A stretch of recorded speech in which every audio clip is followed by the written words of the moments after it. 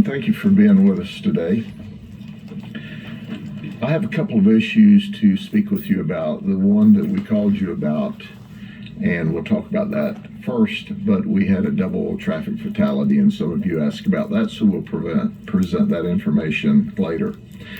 With me today is Acting Chief Walker from the Barlow Police Department. Their agency received information from men and women of the police department of inappropriate conduct by a police officer.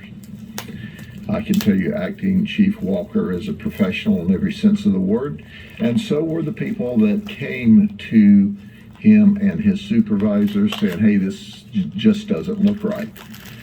They began looking into the event, and it appeared to them that this event happened outside the city of Bartow, so they did not have investigative jurisdiction. So they notified the sheriff's office. We work with the Barlow Police Department every day, and we're willing to work with them.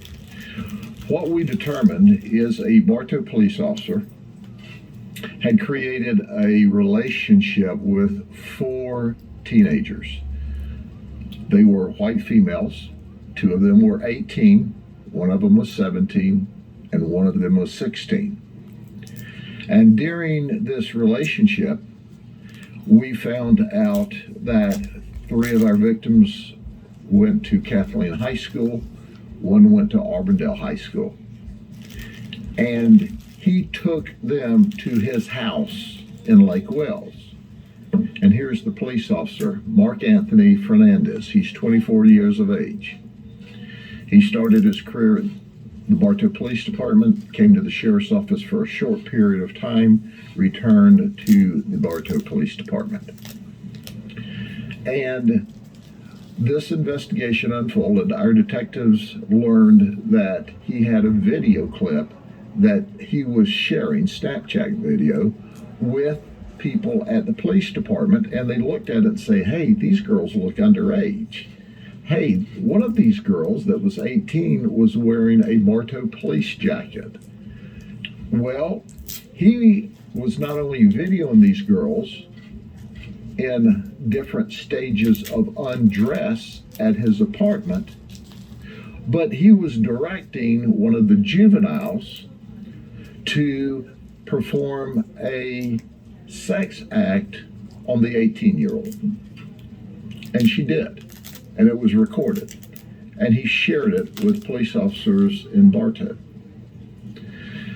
Then, as other videos came to light during our investigations, we had to find out who all the ladies were. We found that there was other incriminating evidence. He was providing them at this party he had at his house, and he picked them up and took them there. Marijuana gummies. That's right. Oh, you remember those marijuana gummies that are only supposed to be for medicinal purposes for people that are very sick? This police officer was providing them to a 16-year-old, 17-year-old, and 2 18-year-olds. Oh, did I tell you he was providing alcohol to them? So they were partying down, taking videos of them vaping cannabis, eating THC gummies, and drinking alcohol, all of which is is illegal under the age of 21. In addition to that, he told one of the 18-year-olds and the 17-year-olds that he gets excited sexually from choking people. So he choked the 18-year-old unconscious. Did you hear what I said? He choked the 18-year-old unconscious. She said that she allowed him to choke her. But he also choked the 17-year-old, and she said, I did not allow him to choke me, and he choked me so much that it scared me. So now we've got him having illicit sexual conduct with 2 children for his personal sexual gratification. He does that after he provides them THC gummies, a alcohol. And then he has this recorded on his device and he's sharing it. So he's got a litany of criminal charges coming his way. And then, of course, there's child-related victim crimes. So you can see the long list of criminal charges. He's currently in the county jail. He's refused to resign. So I will let Acting Chief Walker talk to you about what they are doing and their piece of this. But I compliment the chief and his staff for doing the right thing. They immediately began an investigation when they heard of it, and they ultimately turned it over to us when their investigation showed that it occurred outside the city limits of Bartow. Chief? Thank you. Officer Fernandez was hired by the Barlow Police Department on 12/16 of 22 for the second time. As the sheriff said, we received information from one of our civilian employees that she had received a video. She had the ability to record the video from Snapchat and provide it to us. We had concerns about the content of the video. We attempted to identify the people in the video unsuccessfully. And that's when we got more information, heard that one of them might be as young as 15, might have gone to school in the Bartow area, so we tried to follow up on that unsuccessfully. Nobody could identify her. On an unrelated trip to Officer Fernandez's house, we recognized the background as the background in the video. From that, because it was in Lake Wales, we reached out to Sheriff's Office for assistance, and then their investigation has found what it has found. He is on paid administrative leave right now, pending a pre-disciplinary hearing that's scheduled for Monday. You said he was hired again in December 2020? Yeah, he worked for us prior. He worked for Bartow from September 21st, 2020 till October 22 of 21, and then went to the Sheriff's Office. He worked for the Sheriff's Office from October 25 of 21 to December of 22, and then came back to work for us. Knowing that he worked for both of your agencies, I don't know if both of you want to speak or one would rather, just knowing that you entrust your officers, deputies, to protect the community, especially children or, young teens and adults in this case, how does it feel to have to respond to a situation like this with one of your own? It's very disappointing. We do very in-depth background checks. They go through psychological screening just to try to make sure we're picking the right candidates. But obviously, nothing's perfect and people change, and it's very disappointing to see this happen. We all wear this patch and this badge as, it's a sign of public trust, and it's unfortunate when somebody violates that and puts that into question for the community.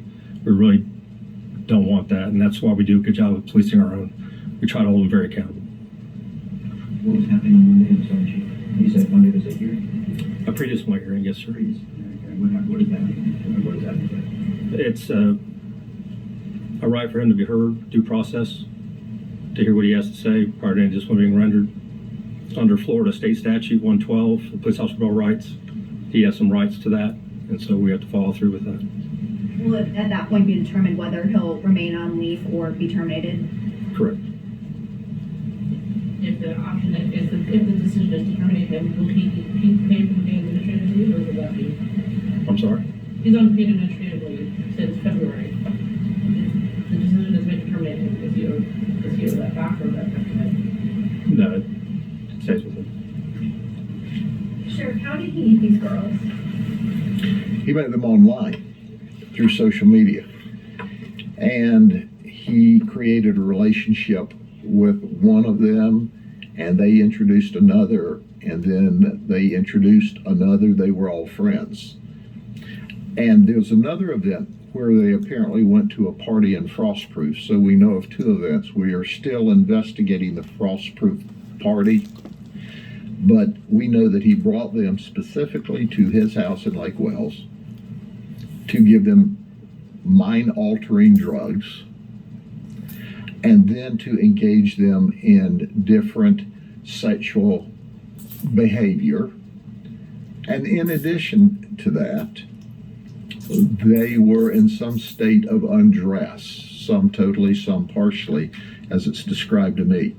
But quite frankly, you ask, how does it make us feel? It makes me elated to arrest him and put him in jail.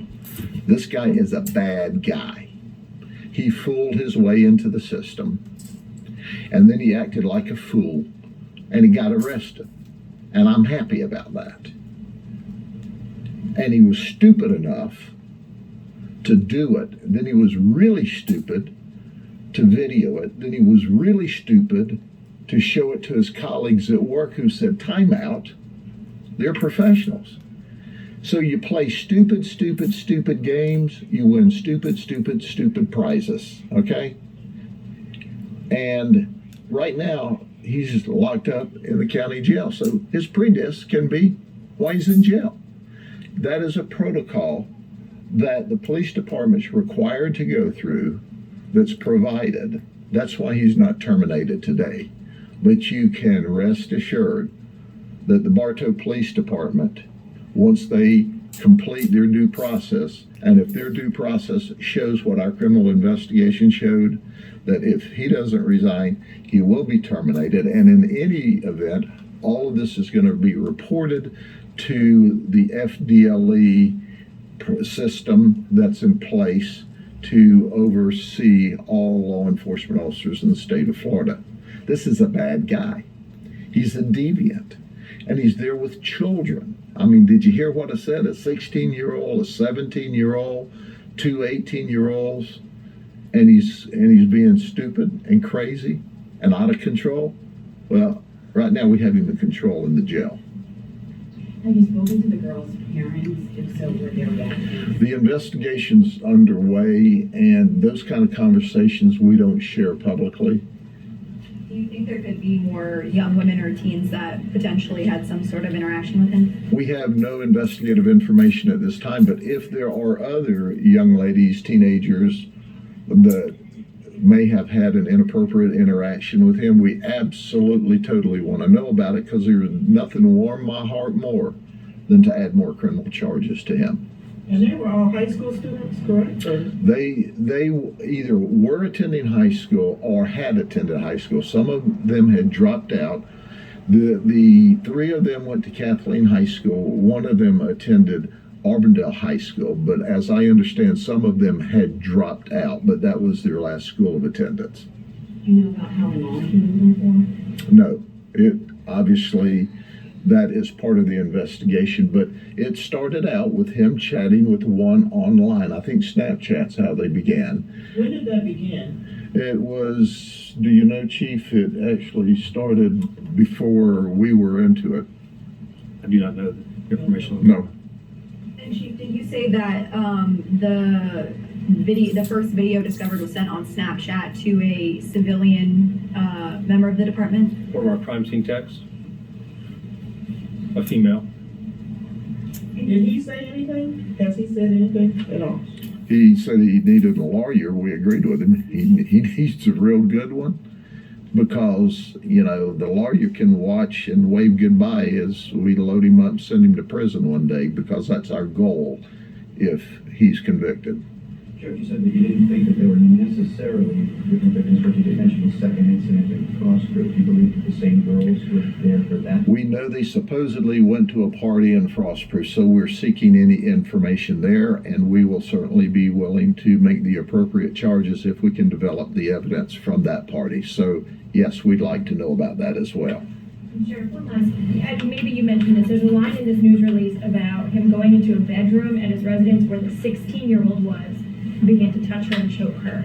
Yes, I mentioned that when he choked her, and he admitted that he got sexual gratification by choking people. He choked the 18-year-old unconscious, and he obtained sexual gratification from that. And he also choked the other child who is still a juvenile, under the age of 18. And yes, he inappropriately touched them.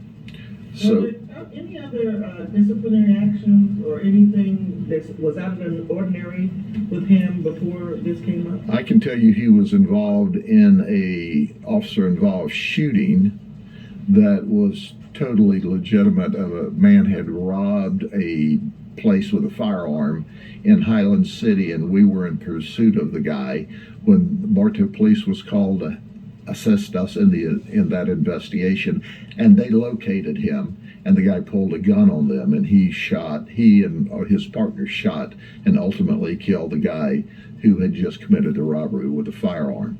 But as far as disciplinary action, I'm not sure of any disciplinary action at this time. But obviously, that will be part of the follow-up investigation, and y'all may find an interest in that to see if there has been other disciplinary action. But obviously, if there was disciplinary action that had anything to do with children, kids drinking, that we would have that today. But it's unbelievable.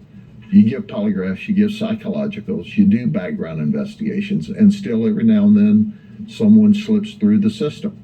And what's important to point out, there's no other industry that gives polygraphs and psychological but law enforcement. So when you see that he got through the system, yeah, he did with this craziness that he did. But when you go to your doctor, to your dentist, put your kids in school, with other jobs of trust, your pharmacist, they don't stand up to psychologicals and polygraphs. So you just don't know what you don't know. But what we know about this guy, he's a bad guy. He's a sexual deviant. And he wanted to focus on young girls. And we have locked him up in jail where he needs to be.